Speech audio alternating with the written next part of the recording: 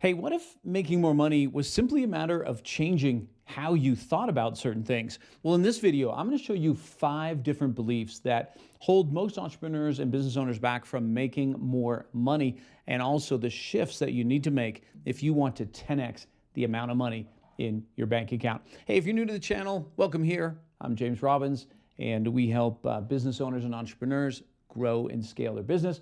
But let's jump in to these beliefs and also these shifts that we want to make. So I'm going to bring up my iPad here in a moment. What you can see on the screen here is the 5 shifts to 10x your bank account. Let's go to shift number 1. And it's all about moving from income to impact. So a mistake that a lot of business owners make, and I made this when I was first starting out, is you get so focused on, we just need to make money, right? Often because you're in survival mode. And what happens is that's a departure from how you started your business. Often you start your business with, I want to make a difference. I have this idea. Here's a problem I can solve for people. But with the complexity that comes with business, pretty soon it's, I just need to pay my bills. Like, I just need to pay my monthly Zoom fee or whatever, all the different business bills that you have, right? And so the focus can then become on, I just need to make money. Well, that creates a desperation inside a business owner or an entrepreneur when it's just, I just need to make the money, versus I want to have an impact, right? So when you focus on impact, when you focus on providing value, the money comes, the money follows. Because it's a little bit like this. When you're so focused on income, you get easily into the what's in it for me mode. As opposed to when you're focused on impact, it's about service. And it taps into that deep-seated desire for purpose. So years ago, I was helping a day spa with their business, and they were having some motivation problems with their staff. And I asked the owner, I said, well, what is it that you do here? And she said, well, we sell cosmetics. That's our main revenue driver. And I said, okay, but your cosmetics it's just a product that people are buying. They're hiring your product to do a service for them. In other words, what job is your product hired to do? Why do women buy makeup? And she told me, well, women buy our products to feel beautiful.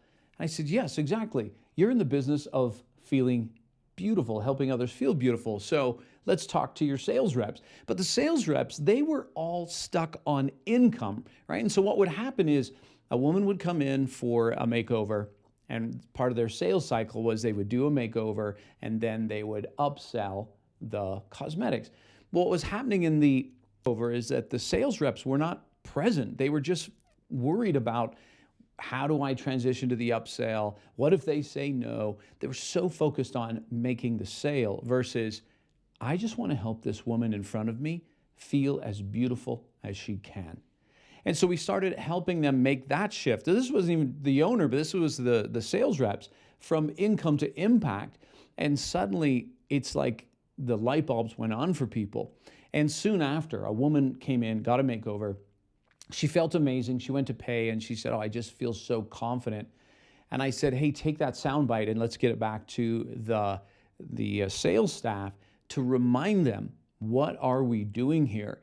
Because when it's only about income, that's when you start to feel stressed. That's when you start to take shortcuts. That's when people can feel your desperation versus, I'm here to make an impact. So for those of you who run businesses right now, you want to ask yourself the question, what's the impact that you're having? And have you gotten away from that? How do you return back to it? So when you're making a sales call, it's not to make the sale.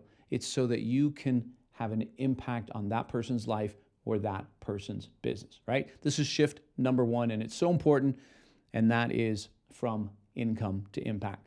Let's go to shift number 2. This is the shift from scarcity to abundance.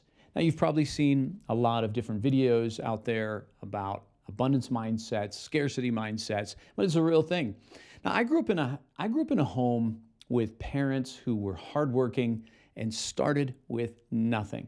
Like, my parents were so broke, they were so poor, but then they worked hard and they established themselves and they became very successful in business and in real estate. But even though they became very successful and did well, they still had that mindset that you have to watch your money. And so for my parents, even to this day, the thought of going to buy a coffee at Starbucks, they would never do that. They would be like, what? Spend $5 on a coffee? Why would I do that when I can make it at home for 30 cents? Right? That's still their thinking. In fact, when I go home to visit my parents, who fortunately for me, they're still with me, but I go home and they still have the same cookie jar they had when I was a kid.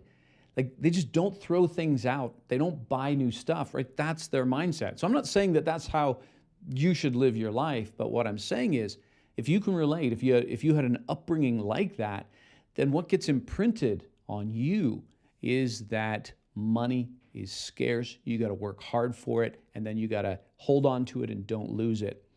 And when you have that mindset, it doesn't mean that you can't be successful. My parents are great examples of that, right? You can be successful, but you can be even more successful when you begin to adopt the belief that, listen, there is lots out there. And the other thing that gets in the way when you have a scarcity belief about money and you're a good-hearted person is that you will think that if I take more, someone else takes less. But a better way to view money, it's a little bit like the ocean, right? If you go down to the ocean and you take a cup out, did you just drain the ocean? No. Well, what if I go in and take a big bucket out? Did I? No. What if I fill my swimming pool from the ocean? Did that make any difference? No, because there's just an abundance there. So it's making the shift from scarcity to abundance, and it's going to change the way you approach your business. All right, shift number 3. And this is a big one, especially for those of you who've grown up in religious circles, and that is to shift from poor-minded friends to abundance friends. What do I mean by this? So my first career when I came out of college was actually as a preacher.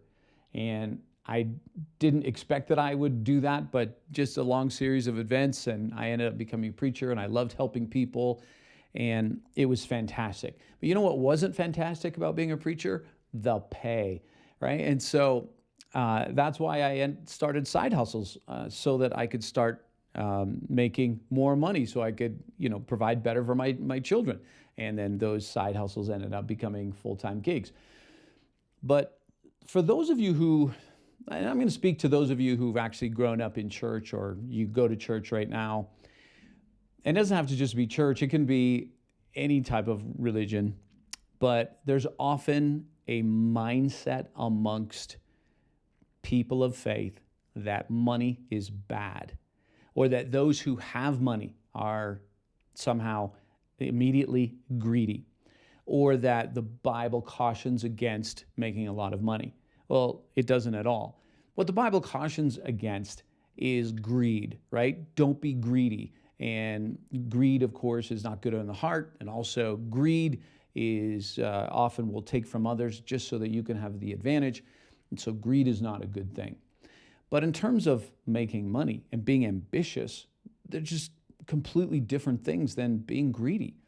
You can be greedy and be broke. It's a condition of the heart.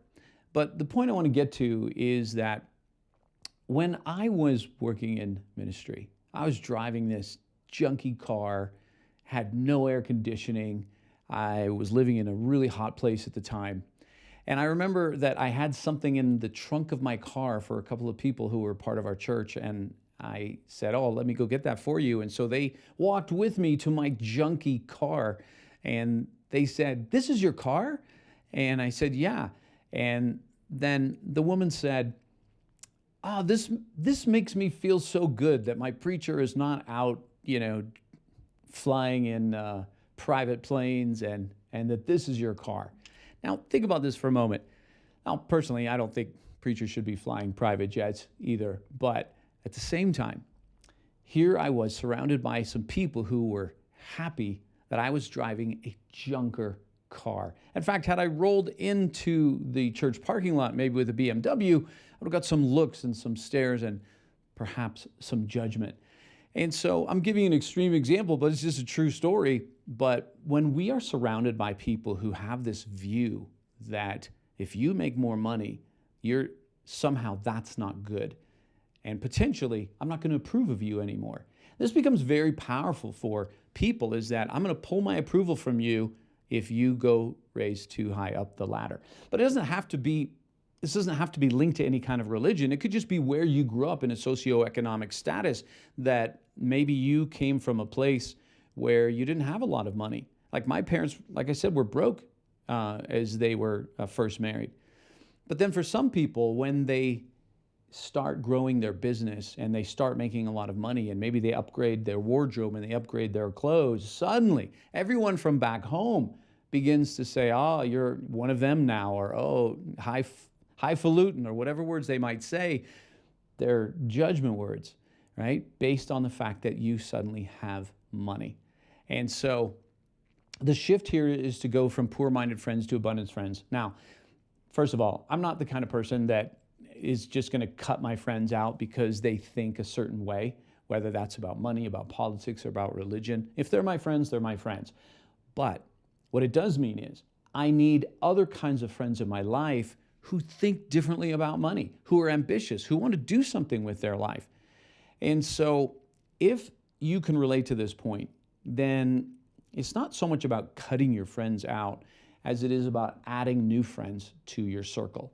Right? And so this is why I have people in my life who are ambitious, business owners. I have mentors. I have coaches. I join programs where I can be part of groups of other entrepreneurs doing what I'm doing, and we can share successes with each other, all of that. And so you got to remember, poor-minded friends, if that's all you have, it's going to create a ceiling for you that's going to be hard to bust through. All right, that's shift number 3. Let's go to shift number 4, from short to long. From short to long is all about a perspective about your business, about your life, and that is that nothing happens quickly. Nothing good happens quickly, right? Unless you win a lotto, which that's not what we're talking about here, but it just takes time. And if you want to grow your wealth, it's also going to take time, whether that's compounding interest or whether it's about how you build your business. And if you're only trying to get the bills paid by the end of the month, it's going to stop you from thinking long term. So I'll give you some examples of mistakes I've made over the years. I remember years ago, I had an assistant, and one of her main jobs I gave her is make sure we get paid, right? Just make sure we get paid. So I went out to Nebraska and I was speaking at this company, and then I left, and they're supposed to give me a check when I leave, but they didn't because my assistant had forgot to follow up with the CEO. So I contacted her and I said, hey, I didn't get paid. And remember, this is like your number one job above all jobs.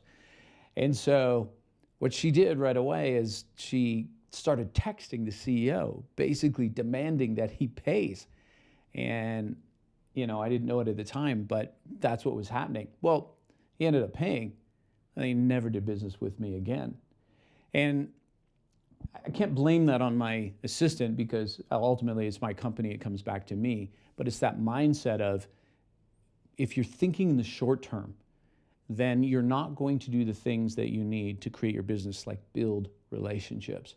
All right, so let's say you get introduced to a great new contact, and then if you try to sell your product to them right there and they haven't built up trust with you, then maybe you're not going to make the sale. But had you just built for the long term, you could nurture those relationships, be consistent, and then make a lot more in the future, right? So that's the shift from short-term thinking to long-term thinking. And let's talk about the last shift here, and this is the biggest one, and that is about from avoiding to confronting. From avoiding to confronting. When you are running your own business, there's going to be so many things you run into that are obstacles, but there's going to be so many internal obstacles. And so let me give you an example from my business life. I remember one of the first side hustles that I created was, I created my leadership consulting business where I was going out and giving keynotes, and I started creating a lot of online courses for leadership training.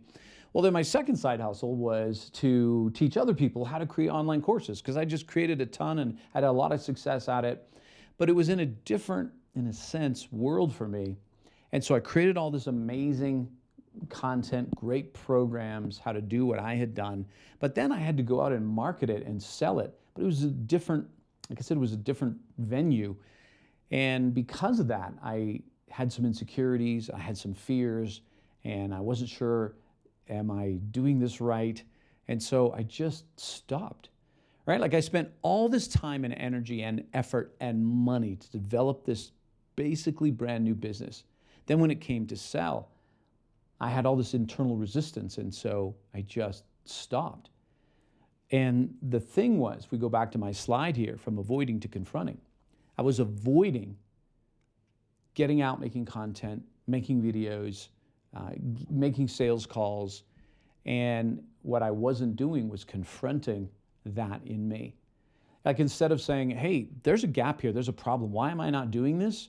And going through a process like the 5 whys to drill down to, oh, because you're not confident, or oh, you're afraid that you're going to get rejected, or oh, because you are afraid of being an imposter here, or you're afraid of taking someone's money and then not helping them, right? Whatever was that root cause that was stopping me from growing that business, I was just avoiding it and not confronting it. And that's the key. You have to be able to confront the things that are stopping you from doing the things you know you should, because 99% of the time, what is driving it is some kind of fear deeper within, all right? So those are the 5 shifts that you can make to put more money in your bank account. And let me just go through them really quick one last time. Is shifting from income to impact, right? How are we making a difference here? Not just, I need to make the bills. Secondly, from scarcity to abundance. Remember, think of the ocean, right? If you can take a cup out of the ocean or a bucket out of the ocean, it doesn't make a difference. There's going to be a lot there. Thirdly, from poor-minded friends to abundance friends. Make sure you upgrade and add some friends to your circle that are ambitious and that want to be successful in business from short to long, right? Put in the time to be consistent, to build your business for the long haul. And lastly, from avoiding to confronting. Whatever it is that's stopping you from really growing your business, go inside and get mindful and ask yourself, what am I avoiding here? What is this serving? And then get to work on that. And as you do, as you make these 5 shifts, I guarantee you are going to see a 10x difference in your bank account, because you're going to start acting different, you're going to start radiating a different energy, you're going to start taking bolder steps, and that's all going to add to your bank account.